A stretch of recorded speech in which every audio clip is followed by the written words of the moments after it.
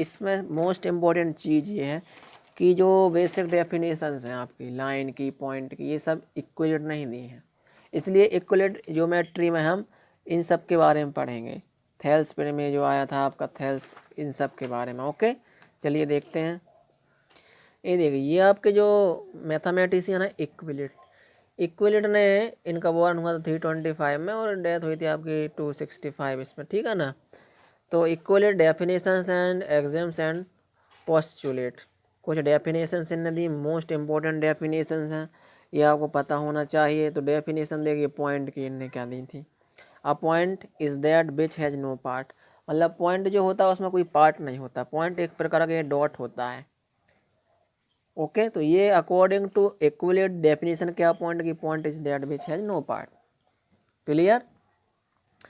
And line की ने दी थी, line is a breathless length, line जो होती है इसकी कोई पर्टिकुलर लेंथ नहीं होती, मतलब ये एंडलेस होती है। लाइन जो होती कभी एंड होती ही नहीं, लाइन। क्लियर। फिर ने दी था end of line are point, और एंड जहाँ पर होगी वो आपका पॉइंट कहलाएगा, तो फिर वो बन जाएगा लाइन सेगमेंट। क्लियर। अभी मैं डायग्राम से इसको क्लियर कर दूंगा। फिर इन्होंने बोला था स्ट्रेट लाइन, तो आ straight line is a line which evenly with the point on itself. Straight line जो होती है, जो उसमें पॉइंट उसी लाइन पर होते हैं। ओके, लीनियर होते हैं। फिफ्थ है आपका surface is that which has length and width only. Surface की डेफिनेशन किया दी उनने कि जिसमें सिर्फ लेंथ हो और विड्थ हो, क्या कहलाता हो, सरफेस आपका। सेक्शन ने दिया था definition the edge of a surface are line, और उसका जो सरफेस का जो एजेस रहेंगे वो क्या कहलाते हैं, line. Last plane surface, a plane surface is a surface which line evenly with the straight line on itself. Plane surface जो होता है उसमें जो लाइन होती है वो सरफेस पर ही स्ट्रेट होती हैं। ओके, अब डायग्राम के थ्रू देखिए पॉइंट। तो पॉइंट जो होता है इसमें ना तो लेंथ होती है ना ही इसकी विड्थ होती है, इसको हम डॉट भी बोलते हैं। तो ये आपका क्या हो गया, पॉइंट अकॉर्डिंग टू इक्विलेट। सेकंड उन्होंने बोला था लाइन, तो लाइन जो होती है इसका स्टार्टिंग पॉइंट भी नहीं होता और एंडिंग पॉइंट भी नहीं होता, मतलब ये ब्रेथलेस होती है, इसकी कोई पर्टिकुलर ब्रेथ नहीं होती। इस टाइप से दोनों साइड इसको हम इन्फिनिटली ड्रा कर सकते हैं। तो लाइन को हमेशा लिखते कैसे हैं, इस टाइप से। देखिए यहाँ कोई दो पॉइंट होंगे ए और पॉइंट बी, इसको लिखेंगे कैसे, दोनों साइड इसमें एरो का साइन होता है, मतलब ये दोनों साइड से क्या होगी, एक्सपेंड होगी। इसके बाद उन्होंने बोला था लाइन सेगमेंट, तो लाइन सेगमेंट में टू एंड पॉइंट होते हैं, इसको हम कैसे लिखेंगे, ए बी, और ये देखिए इस टाइप से, ये होता है लाइन सेगमेंट। सरफेस का, तो सरफेस उन्होंने बोला था प्लेन सरफेस इस टाइप से, सिर्फ जिसमें लेंथ होती है और विड्थ होती है, ये हो जाएगी आपकी लेंथ और हो जाएगी आप इसकी विड्थ, तो ये क्या हो गया आपका सरफेस। क्लियर। तो ये कुछ उन्होंने डेफिनेशंस दी हुई थी। और जो लाइन होती हैं, ये देखिए जो कॉर्नर होते हैं सरफेस के, ये कहलाते हैं आपकी लाइंस। तो ये किसने दी हैं, आपके इक्विलेट्स ने definition. Straight line which has line evenly with point on itself, तो देखिए स्ट्रेट लाइन जो होती है इस टाइप से, सीधी स्ट्रेट मीन्स ये स्ट्रेट लाइन, पॉइंट इसी में रहेंगे, जितने भी पॉइंट हो इन सब इसी लाइन पर रहेंगे, तो ये स्ट्रेट लाइन, लीनियर बोलते हैं पॉइंट्स। ओके, और देखते हैं नेक्स्ट। इसके बाद यहाँ पर आपको कुछ इक्विलेट एग्जाम्स दिए हुए हैं। देखिए things which are equal to same things are equal to one another, मतलब थिंग्स यदि वे इक्वल है उसी के जैसे सेम थिंग्स है, तो वो दोनों कैसे होंगे, इक्वल होंगे।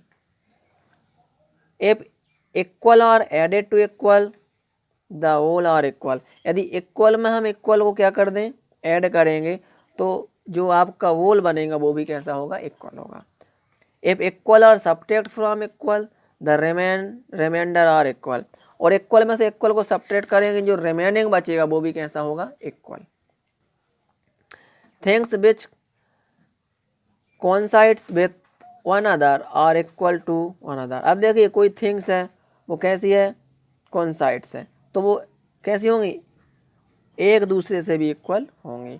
और most important the whole is greater than a part, हमेशा जो पूरा होता है वो उसके पार्ट से बड़ा ही होता है। Things which are double of the same things are equal to one other. किसी थिंग्स या किसी लेंथ का डबल करेंगे तो वो कैसा होगा, थिंग्स इक्वल वन अदर, तो वो कैसी होंगी, इक्वल होंगी। मतलब कोई टू लाइन्स है, फोर लाइन्स है, टू टू का पेयर बनाएंगे इक्वल इक्वल है, तो वो पेयर्स में कैसी होंगी, इक्वल होंगी। और things which are half of the same things are equal to one other, और किसी थिंग्स का हाफ करेंगे तो वो भी कैसी होंगी, इक्वल इक्वल होंगी। ये कुछ उसके एग्जाम्स थे। अब देखते हैं हम एक्सरसाइज। अब कुछ पोस्टुलेट दिए हुए तो देखिए, मोस्ट इंपॉर्टेंट है आपका, straight line may be draw from any one point two any other point. Straight line हमेशा दो पॉइंट्स के बीच में ही ड्रा की जाती है। जैसे ये देखिए, ये पॉइंट फर्स्ट है, सेकंड है, तो ये इसकी स्ट्रेट लाइन होगी। मतलब स्ट्रेट लाइन क्या होती है, दो पॉइंट्स के बीच में ड्रा की जाती है। सेकंड पोस्टुलेट था, given two distinct points there are a unique line that pass through. ये देखिए, ये क्वेश्चन भी आगे चल के एक्सरसाइज में कि टू पॉइंट के बीच में कितनी लाइन ड्रा की जा सकती हैं, तो टू पॉइंट्स के बीच में ओनली और वन यूनिक लाइन ड्रा की जा सकती है। देखिए क्लियर, टू पॉइंट्स के बीच में कितनी लाइन ड्रा कर सकते हैं, ओनली वन। इसके बाद पोस्टुलेट, ये तो फर्स्ट था, ये एग्जाम फर्स्ट 5 था, आपको पोस्टुलेट आपका सेकंड है।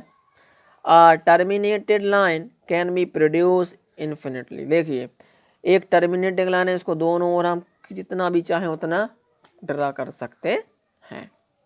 Postulate third, a circle can be draw with any centre and any radius. Circle को ड्रा करने के लिए एक सेंटर और एक रेडियस की आवश्यकता पड़ती है। क्लियर। फोर्थ है आपका, all right angle are equal to one other. Simple सी बात है, जितने भी राइट एंगल होंगे वो कैसे होंगे, इक्वल होंगे, क्योंकि 90 डिग्री के होते हैं। फिफ्थ है आपका, if a straight line falling on two straight line make the interior angle on the same side taken together less than two right angle. अब दो लाइंस हैं, डायग्राम से क्लियर करते हैं। तो ये डायग्राम में देखिए, टू लाइंस है और एक स्ट्रेट लाइन इस टाइप से इसमें बाइसेक्ट करती है इसको। तो देखिए यहाँ पर जो एंगल बनेंगे, ये एंगल जो हैं राइट एंगल से स्मॉलर ही होंगे। Clear. Exercise 5.1, which of the following statement are true and which are false. Clear. तो हमको ये बताना है कौन सा इसमें ट्रू है और कौन सा फॉल्स है। फर्स्ट क्वेश्चन है, अच्छा इसमें रीजन भी बोला है, लेकिन एग्जाम में ऐसा नहीं आता कि give the reason, true false आएंगे, आपको ट्रू या फॉल्स या बताना है। फर्स्ट है आपका, only one line can pass through a single points. क्या एक पॉइंट से एक ही लाइन ड्रा की जा सकती है, नो। एक पॉइंट से इन्फिनिटली मैनी लाइन ड्रा की जा सकती हैं। देखिए इस टाइप से, ये कोई आपका पॉइंट है ए, इससे कितनी सारी लाइन ड्रा कर सकते हैं, देखिए इन्फिनिटली मैनी लाइंस। ओके, तो ये आपका क्या हो गया, फॉल्स। सेकंड है आपका,